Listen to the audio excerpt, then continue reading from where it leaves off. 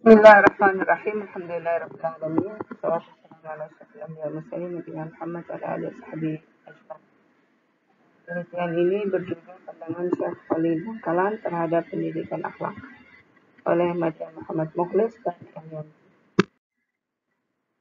Ini adalah foto dari Syekh Muhammad Khalil Abdul Latif Asy-Syaibani Al-Bangkalani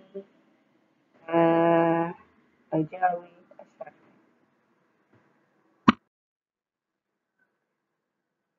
Syekh Khalil Bangkalan merupakan tokoh pendidikan agama Islam yang menjadi guru dari banyak ulama di Indonesia, di antaranya Kiai Haji Ahmad Dahlan, pendiri Ormas Muhammadiyah, dan Kiai Haji Hashim Asy'ari, pendiri Ormas Nahdlatul Ulama.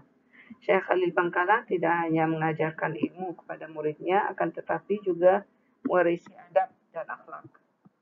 Tidak mengherankan jika murid-muridnya menjadi orang besar yang keilmuannya dan ketauladannya itu diakui oleh masyarakat luas.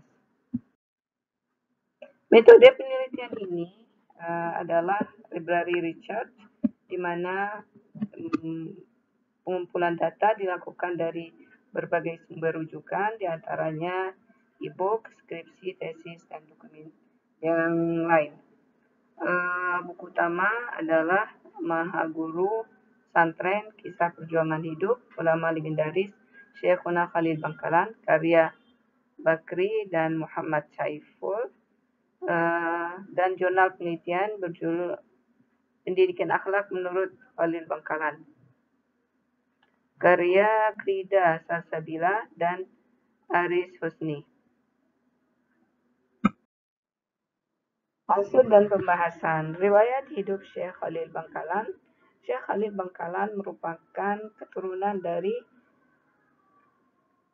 Sunan Gunung Jati, yaitu salah satu wali songo yang hidup di Pulau Jawa. Silsilah beliau dimulai dari ayahnya Kiai Abdul Latif bin Kiai Hamid bin Kiai Abdul Karim bin Kiai Muharram, dan seterusnya sampai kepada baginda Nabi Muhammad SAW. Perjalanan mencari ilmu beliau dimulai dari rumah, di mana dia mengenyam pendidikan awalnya utamanya dari ayahanda Kiai Haji Abdul Latif. Selanjutnya dia juga berguru kepada iparnya, yaitu Kiai Haji Kafal. Khalil Bangkalan juga berguru pada beberapa guru di Pulau Madura, yaitu Guru Duo dan Guru Agung. Kiai Khalil kemudian mencari ilmu di Pulau Jawa dan pergi beberapa pesantren di Jawa, di antaranya pesantren Bunga dan pesantren Langitan dan pesantren Bangil.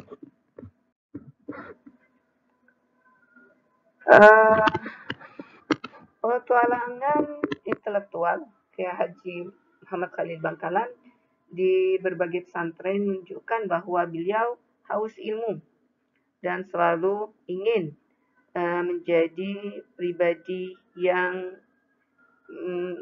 unggul, yang berwawasan luas dan bermanfaat kepada keluarga, masyarakat, bangsa, dan agama. Setelah sekian lama melakukan perjalanan mencari ilmu, beliau berpamitan kepada para ulama di Jawa Timur dan mendapat restu untuk berangkat ke Tanah Suci Makkah Al-Mukarramah untuk mencari ilmu. Di Mekah, beliau berguru pada beberapa ulama Nusantara yang bermukim di Mekah. Di antaranya adalah Syekh Nawawi Al-Bantani, Syekh Umar Khatib Bima, dan Syekh Ahmad Khatib Sambas. Dari para ulama ini, beliau belajar banyak hal, baik ilmu zahiriyah maupun ilmu batin atau tasawuf. Beliau belajar dari Syekh Ahmad Khatib Sambas, Tariqah Naqsyabandiyah, Qadariyah Naqsyabandiyah. Sepulangnya Kiai Haji Muhammad Khalil Bangkalan dari Tanah Suci, dia mendirikan 2 pesantren di Madura. Pendidikan akhlak menurut Syekh Khalil Bangkalan. Konsep pendidikan akhlak menurut Syekh Khalil Bangkalan dipengaruhi oleh pemikiran gurunya Syekh Nawawi Al-Bantani, di mana ada 2 dimensi, yaitu material atau fisiologis dan imaterial dan atau psikologis.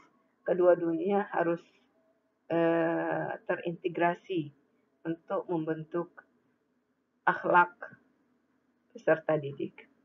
Pendidikan akhlak menurut Syekh Khalil Bangkalan adalah pendidikan mengenai dasar-dasar akhlak Islam dalam rangka mencapai pencapaian kemanusiaannya sehingga mampu mengetahui hakikat penciptaannya dan mencapai kebahagiaan di dunia dan akhirat.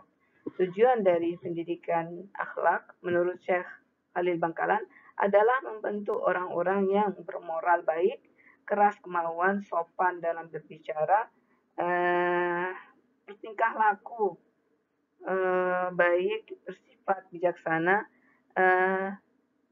dan ikhlas serta jujur, suci dalam berlandaskan Al-Quran dan hadis. Dasar-dasar pendidikan Islam menurut Syekh Khalil Bangkalan yaitu ada dalam Al-Quran, banyak ayat-ayat Al-Quran yang menggambarkan bagaimana seorang harus bertakwa kepada Allah, beriman dan beramal saleh. Seperti dalam kisah Luqman ketika memberi nasihat kepada anaknya, وإذ قال لقمان لابنه وهو يعظه يا بني لا تشرك بالله إن الشرك لظلم عظيم, dan seterusnya, yang menggambarkan bagaimana seorang harus beriman kepada Allah Subhanahu wa taala, kemudian berperilaku baik terhadap orang tua, terhadap orang lain juga. Dalam hadis atau sunnah Nabi SAW terdapat banyak hadis yang menggambarkan bagaimana pendidikan akhlak harus dilakukan. Hadis Nabi Muhammad SAW juga mengandung atau memberikan penafsiran dan penjelasan tentang ayat-ayat Al-Quran. Sistem pendidikan akhlak menurut Kiai Haji Muhammad Khalil Bangkalan meliputi 3 aspek, yaitu akhlak murid dalam belajar, akhlak murid kepada guru, dan akhlak guru dalam mengajar. Materi pendidikan akhlak menurut Syekh Khalil Bangkalan, materi-materi yang bersifat keagamaan, menggunakan buku-buku yang ditulis dengan bahasa Arab atau bahasa Al-Quran. Misalnya belajar Al-Quran, bahasa Arab, usul fiqh, kitab kuning, dan lain-lainnya. Kedua adalah materi yang bersifat umum, atau dengan kata lain materi-materi dan keagamaan dengan menggunakan materi-materi yang ditulis dengan bahasa Latin. Misalnya membaca, menulis bahasa Latin, bahasa Indonesia, ilmu bumi, sejarah Indonesia, dan ilmu hitung atau matematika. Terima kasih atas perhatiannya. Wafaqanallah wa iyyakum lintakhidah. Syekh Muhammad Khalil Bangkalan sebagai qudwah, suri tauladan dalam mendidik anak-anak kita. Wassalamualaikum warahmatullahi wabarakatuh.